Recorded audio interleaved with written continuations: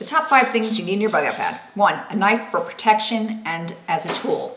Water ready to drink. 3, first aid kit. 4, food that's instant. 5, a temporary shelter. If you have a metal cup, don't forget packs of hot chocolate. Hear me out. This is important. Chocolate apocalypse. I found a description online of the Nazis' chocolate bomb. Before you enjoy chocolate, Now, you break off a piece of this chocolate and you blow yourself up. and eating up the hopes and dreams of Africa's youth, please hear me out. If you think the chocopocalypse can't happen, just look at history. In World War II, Germans were targeting ships importing food and other goods. There were limited supplies during World War II. They also sent cans of peas to Buckingham Palace. January 1942 through January 1953, there was rationing of chocolate and other sweets. Because apparently the royal family was going to be opening up their own exploding cans of peas. The D-Day invasion. Does that have to do with chocolate? June 6, 1944, 160,000 troops stormed the beaches of Normandy. The troops carried a ration that had to be highly nutritious and lightweight. Hershey's made a bar using chocolate, sugar, cocoa butter, skim milk, powder, and oat flour. It tasted terrible. It was bitter and hard to eat. They shaved off portions with a knife. It was so bad, the troops called it Hitler's secret weapon. Apparently, it was not too kind to the digestive system either. The bar weighed 4 ounces, was 600 calories, and had to withstand 120 degrees Fahrenheit. The Hershey's Corporation was told to make it a little better tasting than a boiled potato, as they feared the soldiers would eat it as a treat and not have it available when it was truly needed. By the end of the war, Hershey's had created a better bar called the Tropical Bar that could withstand temperatures in the Pacific Theater.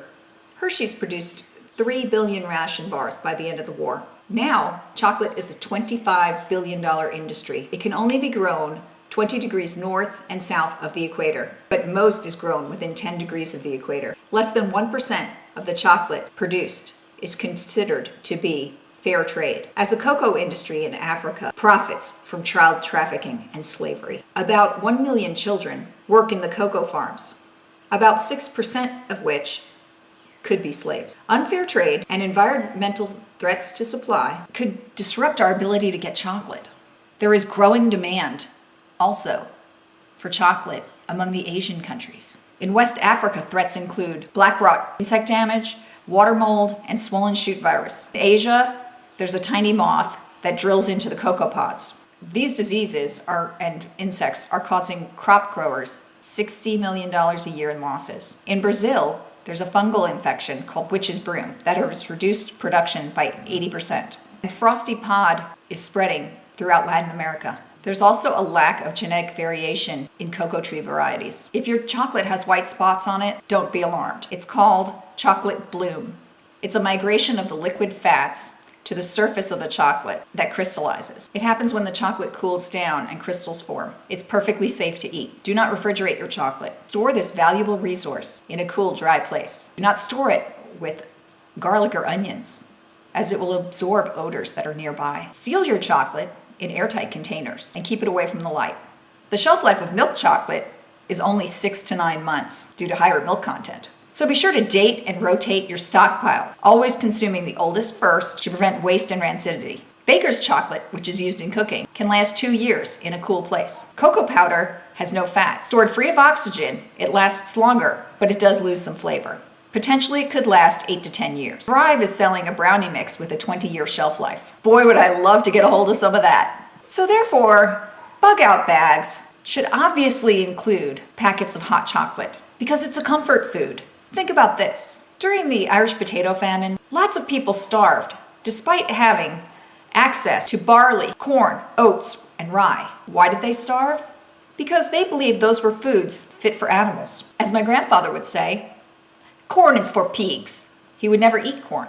That kind of attitude can really hurt you in a shit-hit-the-fan situation. Store what you eat and eat what you store. It's good advice because you are only going to eat the things that you are accustomed to and the things that you like.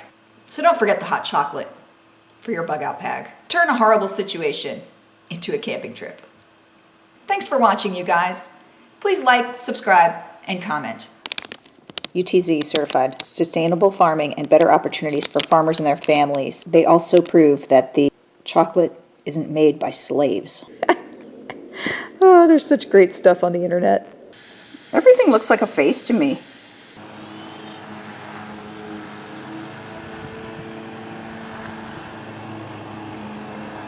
This is my favorite time of year when there's stuff to get from the garden. Lots of yummy dinner snacks. I think I'll eat these. Harvest time.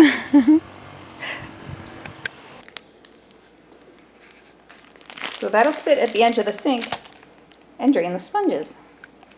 Pretty cool, right? Got a slight slope from the back to the front so the water will drain downhill. And I drew this little charm or pendant for a friend who was thinking about getting one for a teacher gift. I think the hypnosis is working, because look at my snack. Way less than I normally eat. Cocoa beans were a form of currency in Mesoamerica before the Spanish conquest.